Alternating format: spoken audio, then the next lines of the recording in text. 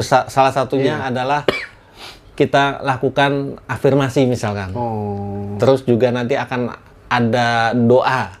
Selama ini doa saya begini loh. Waktunya hanya ketika habis sholat misalkan buat yang muslim. Atau saya doanya ketika di gereja. Hari Minggu ketika ibadat. Ini enggak. Kita ada waktu-waktu tertentu. Yang kemudian adalah kita melakukan penataan ruangan di dalam rumah tempat tinggal kita. Ini luput, Mas. Dalam hal, maksudnya luput gimana? Orang menganggap ya sudahlah, memang dia tadinya ada di situ kok. Karena sudah ngomong soal DNA ya. Nah, saya pengen dijelasin dulu. Apakah sebenarnya untuk menjadi orang yang kaya, untuk menjadi orang yang bahagia, DNA itu berarti sangat penting, sangat menentukan? Sangat menentukan. Sangat menentukan sekali, Mas. Jadi ketika misalkan bicara pernikahan ya, bicara pernikahan, di dalam pernikahan ada hal yang lebih sempit lagi, yaitu adalah bicara ini, mohon maaf, bicara hubungan badan saja. Bahwasanya ketika si A dan si B melakukan bersetubuh, maksudnya bersetubuh itu kan dua tubuh menjadi satu, disebutnya bersetubuh. Pada saat itu dilakukan, itu bukan hanya melakukan hubungannya secara biologis, akan tetapi terjadi yang saya namakan copy paste DNA saat itu, Mas. Kaitannya itu tadi, bibit, bebet, bobot. Jadi ketika kita berhubungan dengan seseorang, si A dengan si B misalkan, ini saling tukar informasi loh. DNA-nya tertukar loh ini. Jadi kalau yang satu keturunan orang baik-baik, kitanya mungkin setengah baik gitu ya, itu tertolong, Mas. Tertolong dan kita dilengkapi oleh beliau, pasangan kita ini. Pantesan ada ulama-ulama yang host itu, dia hobinya dugem, cari apa tuh namanya, wanita-wanita PSK itu tertolong PSK-nya sebenarnya ya. Sangat gitu. Nah, tadi bicara hubungan yang lebih jauh ya, pernikahan, hubungan suami istri. Akan tetapi banyak yang menanyakan, Coach, bisa nggak di luar itu kita copy paste DNA? Bisa banget, Mas. Ini sering dilakukan oleh mungkin teman-teman di sini, terutama ibu-ibu. Ibu-ibu itu apa sih? Kalau misalkan ini udah bestie ya, mereka kan biasanya punya kelompok tuh, komunitas lah gitu kan, perkumpulan, PKK kah, atau arisan RT kah. Salah satu anggotanya ada yang mengalami masalah rumah tangga misalkan. Contoh paling banyak terjadi suaminya selingkuh. Umumnya ketika ada teman kita menangis gitu kan, terus suaminya cerita kan, curhat, suami aku nih selingkuh gini-gini. Yang dilakukan oleh teman-temannya apa? Meluk. Aduh, kamu kesian banget ya. Sampai diusap-usap punggungnya ya. Maksudnya baik, memberikan dukungan moral. Kesian banget sih suami kamu begini, sabar ya. Ada kita kok. Gitu kan. Tanpa disadari. Detik itu juga terjadi namanya pertukaran copy paste DNA. Maksudnya apa?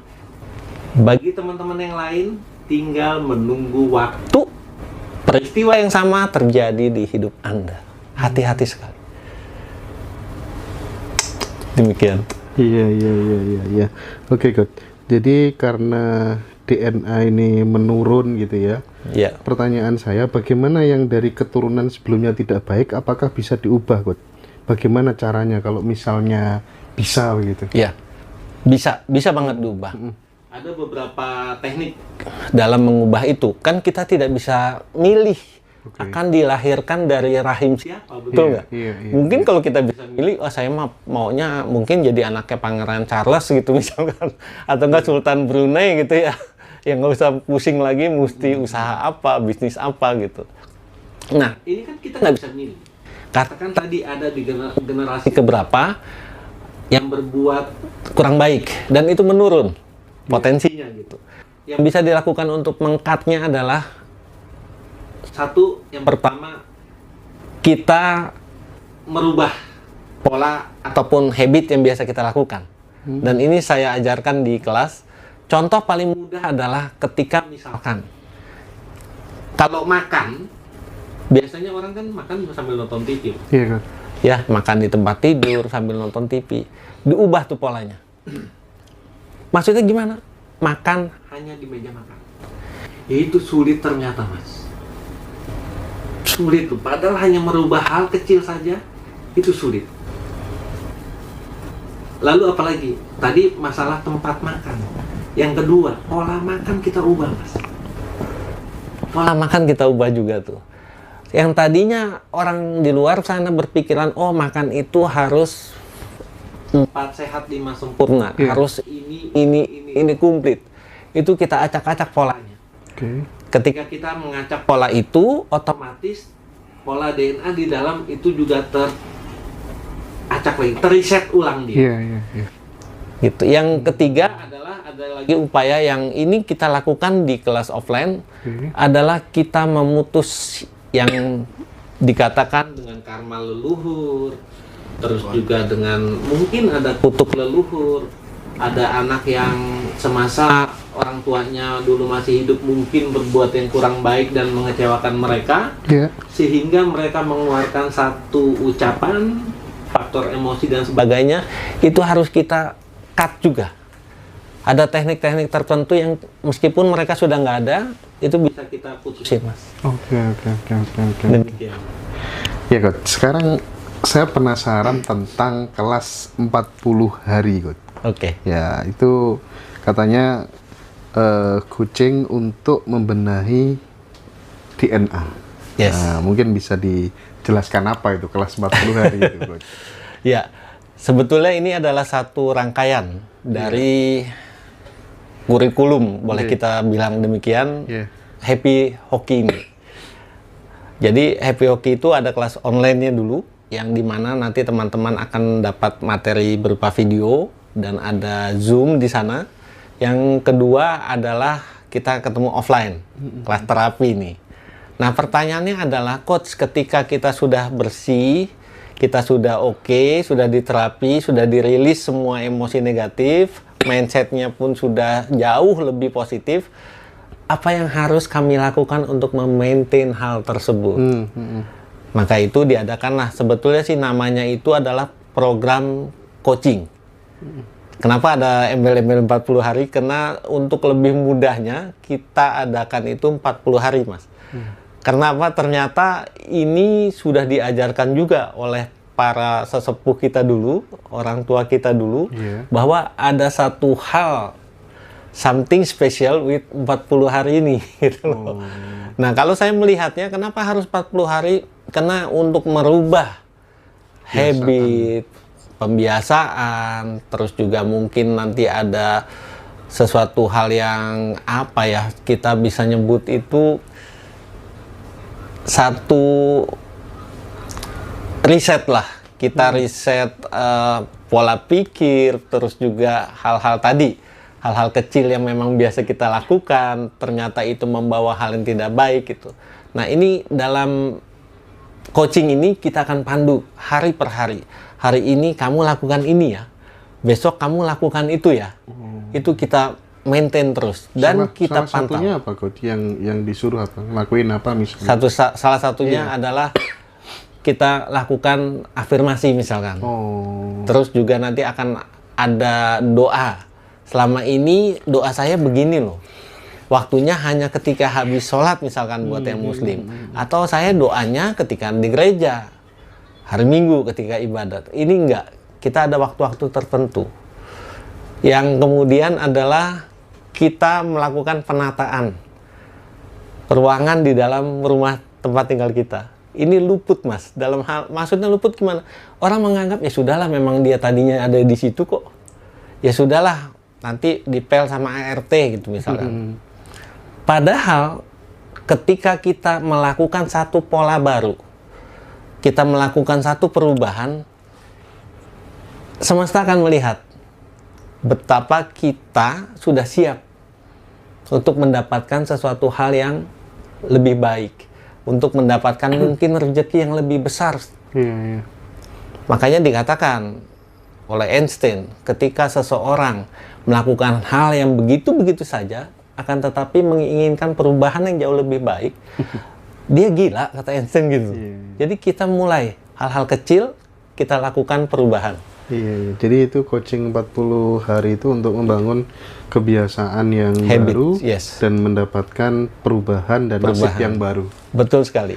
Kayak misalkan contoh paling gampang adalah bangun. Selama ini kan kita bangun ya, kalau yang muslim mungkin subuh gitu kan, habis subuh mungkin tidur lagi gitu.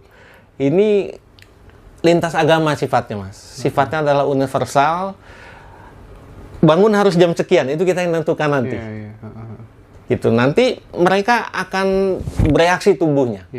Sekali lagi 40 hari ini tadi bicara perbaikan, otomatis ada juga proses pembersihan di sana. Nah, contoh gini, kita kan waktu dulu ketika masih SD, SMP gitu ya, sering kan ketemu sama guru agama gitu ya, kita diwanti-wanti, zina itu bisa mempersempit rezeki, cari apa-apa susah gitu. Nah, saat kita kemudian udah besar, wah, ada kan beberapa kasuistis begitu, teman-teman yang dulu masa lalunya penuh dengan pergaulan bebas begitu ya. Waduh, mungkin gara-gara ini deh hidupmu udah bisa maju-maju. Itu bahaya ya, kalau diyakini ya? Kalau diyakini bahaya. Persoalannya adalah ketika seseorang menyadari itu, apa yang harus dilakukan untuk memutus polanya? Kan kita kan nggak mau terhanyut dengan masa lalu, Mas. Sekarang saya sampaikan bahwa siapa sih, kalau mau jujur ya, di antara kita yang tidak pernah mempunyai masa lalu yang kelam, betul. masa lalu yang kurang baik. Semua kita punya loh. Bener. Cuma kan ditutupi aib-aib kita gitu loh. Nah, apakah kita mau tetap fokus ke masa lalu aja? Sementara spion itu kan dilihatnya sesekali, Mas. Pandangan kita jauh lurus ke depan, betul ya? Betul. Oke. Menarik banget, Coach. Saya ingin geser dari DNA ke... tapi sebelum saya geser ke aura ya. Mungkin yang ada peserta-peserta dari batch 1 sampai batch 5 begitu. Ada nggak yang memberikan testimoni setelah ikut 40 day coaching gitu? Ada nggak? Banyak, Mas. Apa perubahan yang mereka perubahan dapat? Ini saya ambil satu contoh yang paling ekstrim ya. Saya sudah izin sama beliau untuk bisa menyampaikan ini. Jadi mohon maaf, sebelumnya beliau itu seorang pecandu. Yang pecandu yang sudah, ya namanya pecandu ya, itu sudah tingkatannya tuh udah, kalau nggak ada itu dia sakau. Gitu. Tetapi ketika mengikuti 40 hari, otomatis stop total. Ada lagi testimoni lain adalah seseorang yang dari dokternya, ini kasusnya autoimun. Dari dokternya konsumsi obat sehari itu sekitar 20 jenis obat-obatan. Kali 3 kan, pagi, siang, malam. Setelah ikut program ini, tubuhnya melakukan detoksifikasi, organ tubuhnya kembali baik, kembali berfungsi dengan normal, obatnya berhenti.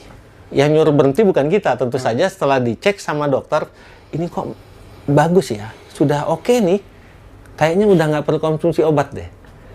Jadi betul-betul yang didapatkan itu satu dari sisi spiritual meningkat, itu sudah pasti. Yang kedua, kesehatan juga. Gitu, Bos, mau konsultasi ini nggak? Ini pecandu bisa sembuh loh. Hei, pecandu bisa sembuh ini. Iya kan, itu tuh pecandu apa saja ya, Kot ya? Apapun, karena adiksi itu kan luas ya. Termasuk apa, Mas? Termasuk adiksi nasi loh. Maksudnya apa?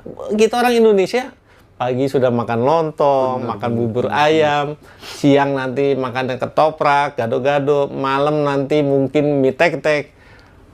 Begitu ketemu temannya, aduh lemes banget nih, seharian belum makan. Maksudnya belum makan nasi gitu. Jadi kalau belum ketemu nasi, bilangnya belum makan. Berarti apa? Adiksi nasi tuh, kecanduan nasi tuh, Mas. Belum lagi nanti bicara lebih lanjut, adiksi rokok. Nah ini banyak case. Bahkan kalau boleh saya sampaikan berdasarkan pengalaman yang kami temui di lapangan, adiksi rokok itu jauh lebih sulit menanganinya dibanding adiksi narkoba. Karena apa? Adiksi rokok yang kami lakukan adalah kita kembalikan ke pertama kali awal mengenal rokok. Ada nggak sih kita pertama kali dulu ya, mungkin SMP, SMA, nyoba rokok kan? Aduh, apa nih? Kok enak banget ya? Ada nggak yang gitu? Kan nggak ada. Pasti batuk. Batuk, bahkan ada yang sampai muntah. Jadi kita kembalikan ke kondisi awalnya. Pertama kali dia menghisap rokok itu. Nah, persoalannya adalah ketika, iya ya, kok batuk lagi ya? Kok mual lagi ya? Tapi coba terus, balik lagi adiksinya. Sementara mungkin kalau adiksi di luar itu, kan agak sulit dapetin barangnya, Mas. Ya kan? Nggak semudah rokok, makanya agak sulit. Untuk adiksi rokok butuh lebih panjang periodenya. Sahabat saya itu bilang, Mas kalau ketemu narasumber tanyain dong biar nggak ketergantungan sama seks gitu. Nah itu gimana caranya? Sarannya gimana? Sarannya Coach Santo karena dia terlalu over gitu. Kecanduan seks ini bisa kecanduan film porno atau bisa kecanduan yang dibilang masturbasi atau dia kecanduan ini ibaratnya hidupnya selalu berhubungan intim begitu. Nah, untuk meminimalisir itu biar nggak hiper, itu bagaimana gitu? Iya. Yang perlu kita pahami adalah bahwa setiap adiksi itu pasti ada faktornya, Mas. Ada faktor yang mengakibatkan adiksi itu muncul. Satu bisa jadi adalah faktor apa? Faktor kurangnya kasih sayang ketika kecil. Itu bisa berimplikasi ke sana. Itu sangat berimplikasi ke sana.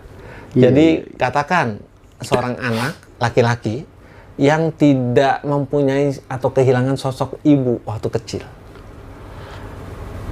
Apapun ya, mungkin ibunya sudah meninggal ataupun ibunya lari gitu kan, berpaling, menikah lagi dengan siapa, sementara si anak nggak terurus gitu. Itu bisa jadi.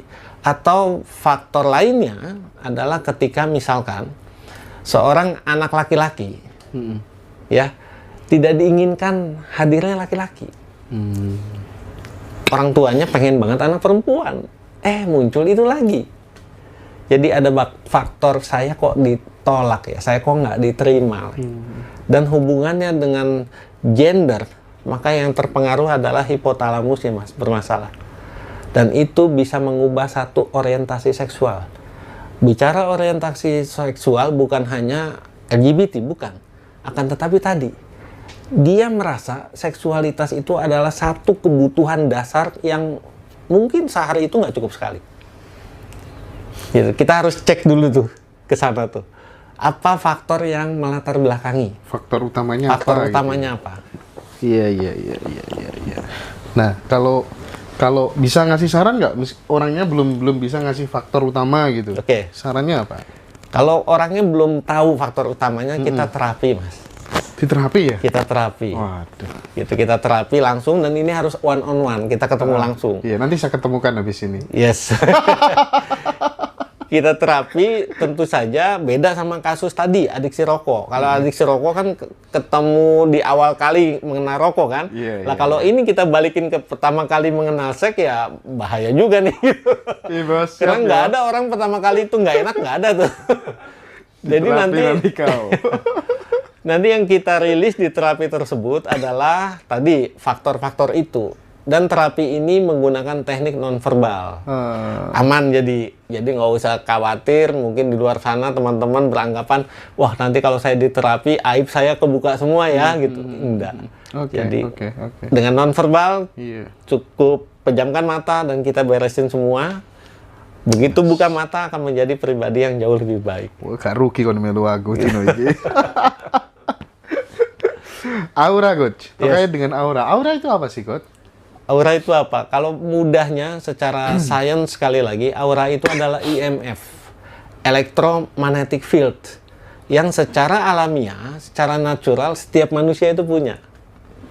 Nanti ada lagi tuh pembahasan jauh lebih dalam, ada layer-layernya, ada lapisan-lapisannya, lapisan A, B, C, D gitu. Bicara aura, ketika saya mengungkapkan ini mungkin 10 atau 12 tahun yang lalu, orang akan dengan mudah mengatakan, ini Coach Santo nih klinik nih, dukun nih. Apa itu aura? Nggak ada itu aura gitu kan. Tetapi dengan kecanggihan zaman, ada namanya foto aura di salah satu mall, itu sudah ada menyediakan Orang tinggal datang ke sana, duduk, difoto, keluar auranya tuh. Iya. Gitu. Oh, ternyata aura itu sains ya. Itu sudah bisa terlihat ya. Kadang orang itu kan butuh apa yang bisa dilihat oleh mata, baru percaya gitu. Padahal kita nafas aja kan nggak kelihatan oksigennya nih. Gitu Mas. Gampangnya itu.